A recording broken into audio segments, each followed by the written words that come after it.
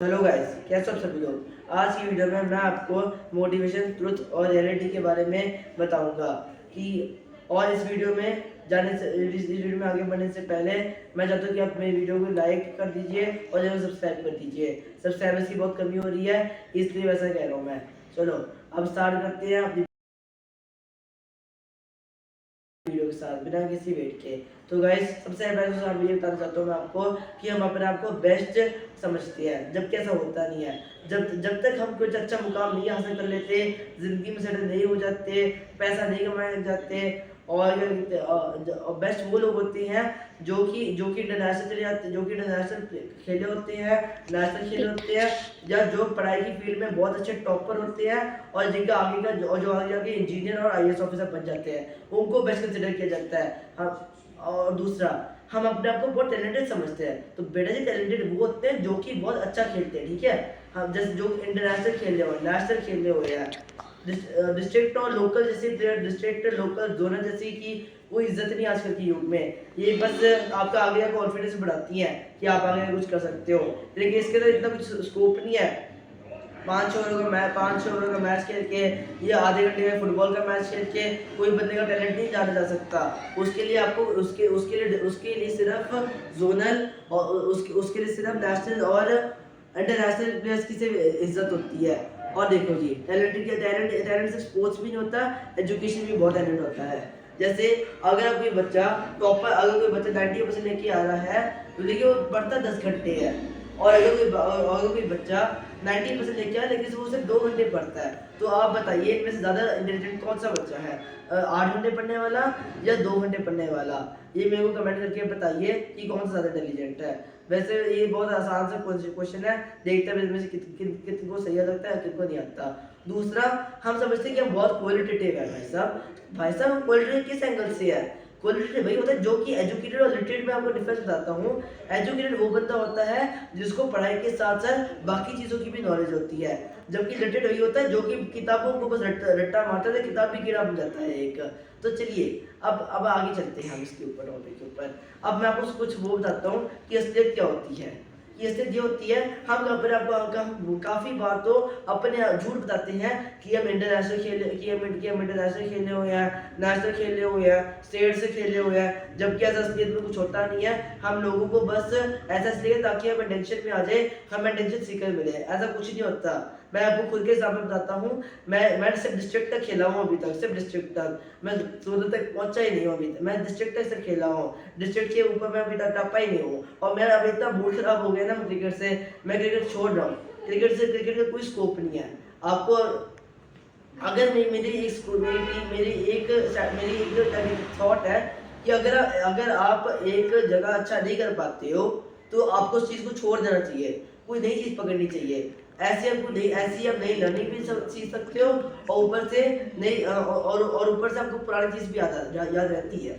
अगर नई नई चीज़ों को पकड़ा करो यार, नई चीज़ों को पकड़ने से आपकी स्किल डेवलप होती है, नई चीज़ें सीख लेते हो आप, आपकी बस एबिलिटीज आ जाती है नई नई तरह से। जैसे कि मैं क्रिकेट छोड़ रहा हूँ, अब मैं फुटबॉल पे थोड़ा ज़्यादा फोकस कर रहा हूँ। तो फुटबॉल में आपके पास आपका स्टैमिना बढ़ेगा, आपकी एबिलिटी बढ़ेगी, स्किल भी बढ़ेगी।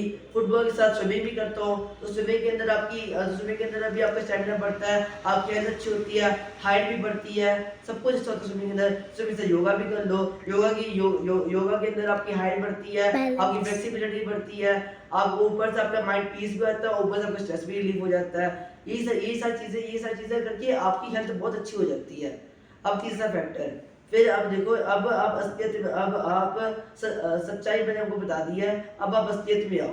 असलियत में हम लेकिन अपना असलियत में हम अपने आप को ये समझते हैं कि हम बहुत ही अच्छे हैं, हम बहुत अच्छे हैं, हम अपने फील्ड में बेस्ट हैं, हमने अपनी ज़िंदगी में काफ़ी कुछ हासिल कर लिया है। भाई साहब, अब इस तरफ आप 10वीं, अभी आप सिर्फ 10वीं कर रहे हो, तो 10वीं में अगर आप प्री बोर्ड्स में अच्छा नहीं कर पाते हो, तो आप बोर्ड्स में कैसे अच्छा कर पाओगे, मेरे को इतना बताइए। आप पढ़ाई में इतने अच्छे नहीं हो अभी, पढ़ाई में अगर आपको अच्छा होना तो आपको प्री बोर्ड्स में अच्छा करना पड़ेगा, तब जाके आपके बोर्ड्स में अच्छे मार्क्स आएंगे। अगर आप क्रिकेट में इतने अच्छे नहीं हो तो आपको मेहनत करनी पड़ेगी, फिर जाके आप एक अच्छे प्लेयर बन सकते हो, या एक अच्छे क्लब ओनर बन सकते हो। या फुटबॉल में देख लो, फुटबॉल में मैं आपको देता हूँ, जो मेसी है वो 5 साल की उम्र में एक क्लब से खेलने लगा था, वो अपनी दादी माँ की मदद से, अकेले नहीं खेल पाया था, अपनी दादी माँ की मदद से खेल पाया था। वो भी क्योंकि प्लेयर इंजर हो गए थे, तो उसकी दादी माँ ने उसको एक कोच को रिक्वेस्ट किया था कि इसको खिला दो, अच्छा खेल लेता है। और उसी मैच में उसने अपने डेब्यू मैच में उसने एक गोल कर भी दिया था, अब जब वो 5 साल की उम्र का था, 5 साल की उम्र का था।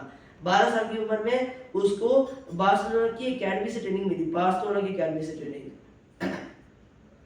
और उसने बार्सिलोना से फिर लगातार वो 15 साल से प्लस खेला था, बार्सिलोना से 15 इयर्स प्लस, जो उससे भी ज्यादा खेला था। पता नहीं देखिए कितना तो पता है, 15-16 साल से तो ज्यादा खेला था वो बार्सिलोना से। 2023 में ज्वाइन किया था, 2021 में वो बार्सिलोना से गया था। तो उसके बाद आपको उसके पता है उसके सक्सेस का खोटा कितना गया हुआ ऊपर। 8 बैलन डोर जीते हुए है, गोल्डन बूट जीते हुए है, फीफा वर्ल्ड कप जीते हुए है, कोपा अमेरिका भी जीता हुआ है, इतना देख लो आप, फिर आगे भी देख लो। अब आप ये देखो, स्पोर्ट्स में भी मैं आपको एग्जांपल दे दिया।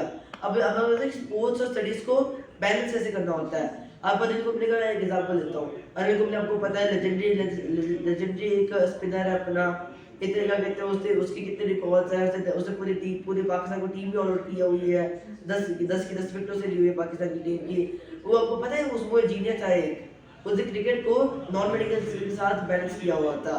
तो आप भी उसके साथ इंस्पिरेशन लेके अपनी पढ़ाई को किसी स्पोर्ट्स के साथ बैलेंस करो। अगर नहीं भी कर पाते फिर भी कुछ कोई बात नहीं थी, पहले पढ़ाई कर लो फिर स्पोर्ट्स में जाओ। मैंने भी इसको फॉलो करना स्टार्ट कर दिया है। अब मैं क्रिकेट के ऊपर कम फोकस कर रहा हूँ, फुटबॉल के ऊपर भी थोड़ा कम फोकस कर रहा हूँ। अब पढ़ाई में थोड़ा ज़्यादा फोकस करें, क्योंकि 10th क्लास स्टार्ट होगी। 10th क्लास बहुत इंपॉर्टेंट होती है आपके लिए। 10th क्लास के अंदर आपकी 10th क्लास जो मार्कशीट होती है वो आपकी हर जगह काम आती है। आपका आधार कार्ड बनाने में, आपका पासपोर्ट बनाने में, और जब आप ये दिखाते हो ना अपनी मार्कशीट, तो आपको गर्व होता है कि मेरे मार्कशीट इतने मार्क्स है। और दूसरा जो देखता है अपनी मार्कशीट, तो उसको भी वो भी अपने मन में ये सोचते कि कितना सियाना बंदा होता है यार, ये बहुत सियाना बंदा है, ये कितना इंटेलिजेंट है, ये वो सोचते हैं माइंड में। तो गाइस ये है, मैं आपको दो तीन ग्रेट क्लोथ्स भी सुनाता हूँ। लियोनेल मेसी का क्लोथ सुनो। Best decisions are made not through your mind but through your instinct. मतलब जो बेस्ट डिसीजन बने होते हैं, जो बेस्ट डिसीजंस होते हैं, वो तुम्हारे माइंड से नहीं होते, वो तुम्हारे इंस्टिंक्ट से होते हैं, तुम्हारे मन से होते हैं। दूसरा सुनो, सुनो, क्रिस्टियानो रोनाल्डो कहता है कि अगर तुम्हारे पास टैलेंट का कुछ नहीं, if there is no talent, if you have talent but you don't do hard work, then there is no use of that talent. मतलब अगर तुम्हारे पास टैलेंट है लेकिन तुम हार्ड वर्क नहीं करते, तुम मेहनत नहीं करते, तुम्हारा टैलेंट एकदम का निठल्ला टैलेंट है, उसका कुछ टैलेंट का कोई यूज ही नहीं है। विराट कोहली कहता है कि विराट कोहली कहता है कि अगर चाहे तुम टैलेंटेड हो या तुम टैलेंटेड नहीं हो, लेकिन तुम्हें हार्ड वर्क फिर भी करना होता है, हार्ड वर्क फिर भी करना ही पड़ेगा तुम्हें, चाहे तुम टैलेंटेड हो या ना टैलेंटेड हो, हार्ड वर्क करना ही पड़ेगा। किसी भी फील्ड में जाओ, हार्ड वर्क हर चीज में होती है। अगर 10th क्लास के बाद आर्ट्स भी रखोगे, आर्ट्स में भी तुम्हें मेहनत करनी ही पड़ेगी, आर्ट्स के अंदर भी तुम्हें अच्छे मार्क्स लेने ही पड़ेंगे, और ताकि तुम्हारे 10th क्लास के बोर्ड्स के मार्क्स में अच्छे मार्क्स आ जाए तुम्हारे। इसलिए गाइस मैं आशा करता हूँ कि आपको मेरी बात समझ में आई होगी, और आपको मेरी वीडियो पसंद आई होगी। और एक और कीवर्ड समझ जाता हूँ, मैंने अपना भी एक कीवर्ड बनाया है कि don't believe in destiny, just do what's best for you, never listen to your enemies because they are full of jealousy. मतलब किस्मत में विश्वास मत रखो, वो करो जो तुम्हारे लिए बेस्ट है। अपने दुश्मनों से बात मत किया करो, क्योंकि वो तुमसे हमेशा जलते ही है। और हमेशा अपने बेस्ट फ्रेंड्स के सलाह पे चलते रहो, अपने मम्मी पापा की सलाह पे चलते रहो, या अपने वेल विशर्स की सलाह पे चलो।